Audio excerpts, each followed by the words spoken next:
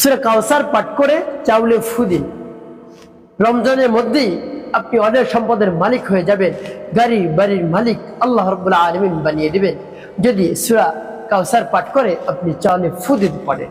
প্রিয় ভাই বোনেরা, আমলটি কখন কিভাবে করবেন, কোন নিয়মে করবেন, আমলটি করে কিভাবে উপকৃত হবেন আমি বলে দিচ্ছি। প্রিয় ভাই বোনেরা, আমলটি খুবই দামি এবং গুরুত্বপূর্ণ, তাই আমলটি আপনি করুন, অবশ্যই আপনি উপকৃত হতে পারবেন। তাই বিস্তারিত জানার জন্য, আমলটি শিখে রাখার জন্য ভিডিওটি না টেনে না কেটে দেখুন, তাহলে অবশ্যই আপনি সঠিক নিয়মে আমলটি করতে পারবেন। তাহলে শুরুতে আমি বলবো কিভাবে আমলটি করবেন, তারপরে আমি বলে দিব কিভাবে উপকৃত হবেন, এই চাল কি করবেন এভাবে আমল করে। প্রিয় ভাই বোনেরা, তাহলে চলুন কিভাবে আমলটি করতে হয় জেনে নেওয়া যায়। আমলটি করার শুরুতে আপনি কি করবেন, আপনার কাছে কিছু চাল রাখবেন, 1 কেজি 2 কেজি এই পরিমাণ চাল আপনার কাছে রাখবেন, ঢেকে রাখবেন। এরপরে আপনার যদি ওযু থাকে তাহলে তো ভালো, অন্যথায় উত্তমভাবে পবিত্রতা অর্জন করে তারপরে উত্তম পোশাক পরিধান করে নির্জন একটি জায়গায় কিবলামুখী হয়ে আপনি বসবেন। বসে আপনি খেয়াল করবেন কোন উদ্দেশ্যের জন্য আপনি আমলটি করতেছেন, সে উদ্দেশ্যের কথা মনে মনে খেয়াল করে তারপরে আপনি আমলটি শুরু করে দেবেন। সর্বপ্রথম কি পাঠ করবেন, আপনার জীবনের গুনাহ কথা স্মরণ করে ক্ষমা প্রার্থনা করবেন। হে আল্লাহ, আমি যত গুনাহ করেছি সব গুনাহ মাফ করে দেন, আমি অনেক বড় বড় অন্যায় অপরাধ করেছি, আপনার নামের বরকতে আপনার নামের উসিলায় আপনি আমার জীবনের সমস্ত গুনাহ খাতাগুলো মাফ করে দিয়ে আমার অন্তরকে পাক পবিত্র বানিয়ে। এভাবে আল্লাহ রাব্বুল আলামিনের কাছে আপনি বলবেন। তারপরে আপনি 3 বার দুরূদ শরীফ পাঠ করবেন, সাল্লাল্লাহু আলাইহি ওয়াসাল্লাম সাল্লাল্লাহু আলাইহি ওয়াসাল্লাম সাল্লাল্লাহু আলাইহি ওয়াসাল্লাম। এভাবে যখন ইস্তেগফার এবং দুরূদ শরীফ পাঠ করা হয়ে যাবে তারপরে সূরাতুল কাউসার পাঠ করবেন। আমার দেখার নিয়ম অনুযায়ী যখন পাঠ করবেন এর পূর্বে আপনি আল্লাহ রাব্বুল আলামিনের কাছে বলবেন, আল্লাহ আমার অনেক সমস্যা, আমি রিজিক নিয়ে অনেক টেনশন করতেছিলাম, আমার সংসার আয়ুনিতের মধ্যে বরকত নাই, অভাব লেগেই রয়েছে, ঠিকমতো খাবার দাবার খেতে পারছি না, মানুষ অনেক টাকা পয়সা আমার কাছে পায়, কেমন করে এইগুলো পরিশোধ করবো, ঋণ কেমন করে পরিশোধ করবে আল্লাহ, কোনো দিক আমি খুঁজে পাচ্ছি না। আল্লাহ রাব্বুল আলামিনের কাছে এভাবে বলবেন। সেই সূরাতুল কাউসার পাঠ করার পূর্বে অবশ্যই আল্লাহ রাব্বুল আলামিন আপনার সকল সমস্যার সমাধান করে দেবেন। তারপরে আপনি সূরাতুল কাউসার পাঠ করবেন, আমি বলে দিচ্ছি।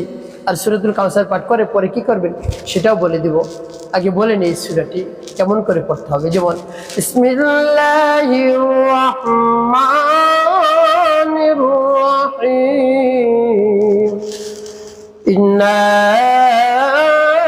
আ'তাইনাকাল কাউসার ফাসাল্লি লিরাব্বিকা ওয়ানহার ইন্না শানিআকা হুয়াল আবতার। তো যখন সূরাতুল কাউসার পাঠ করা হয়ে যাবে একটি ফু চালের মধ্যে, তারপর আপনি আবার পাঠ করবেন বিসমিল্লাহির রাহমানির রাহিম, ইন্না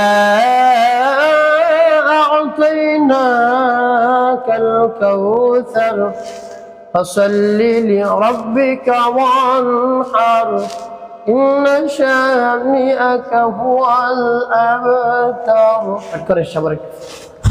তারপর আপনি মনে দরদ নিয়ে আবার পাঠ করবেন বিসমিল্লাহির রাহমানির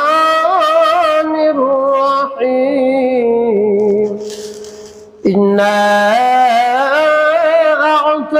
আ'তাইনাকাল কাউসার ফাসাল্লি লিরাব্বিকা ওয়ানহার ইন্না শানিআকা হুয়াল আবতার।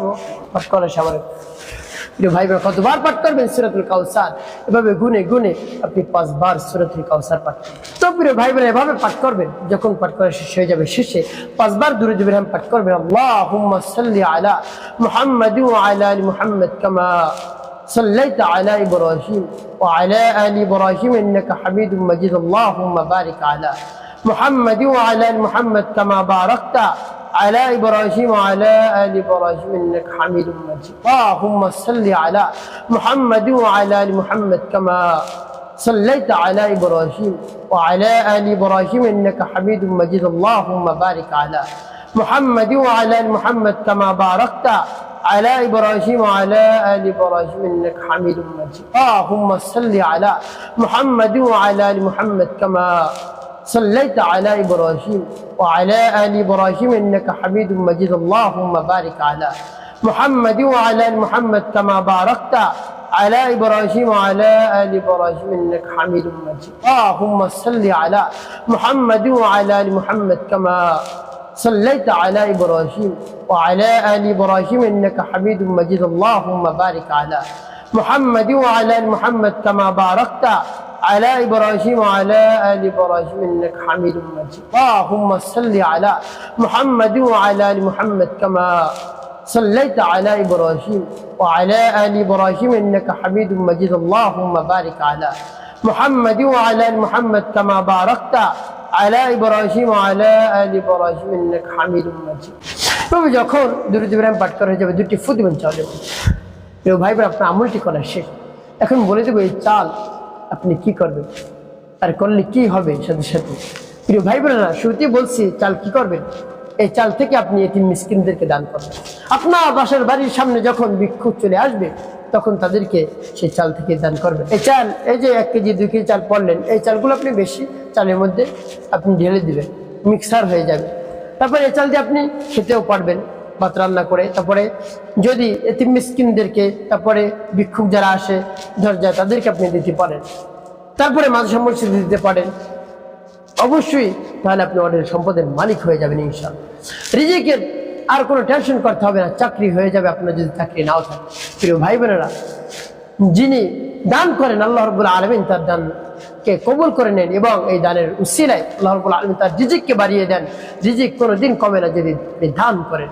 প্রিয় ভাই বোনেরা, এই জন্য বেশি বেশি রমজান মাসে দান করবেন। অবশ্যই আপনি অনেক সম্পদের মালিক হতে পারবেন, কোটি কোটি টাকা মালিক হয়ে যাবেন আপনি ইনশাআল্লাহ। প্রিয় ভাই বোনেরা, এভাবে আমার দেখার নিয়ম যে আমলটি করে অবশ্যই উপকৃত হতে পারবে। একটি কথা মনে রাখতে হবে, 5 ওয়াক্ত নামাজ আপনাকে আদায় করতে হবে। মানুষের কল্যাণে খেদমতে কাজ করবেন, অবশ্যই আপনার জীবন হবে সুখময় এবং শান্তিপূর্ণ ইনশাআল্লাহ।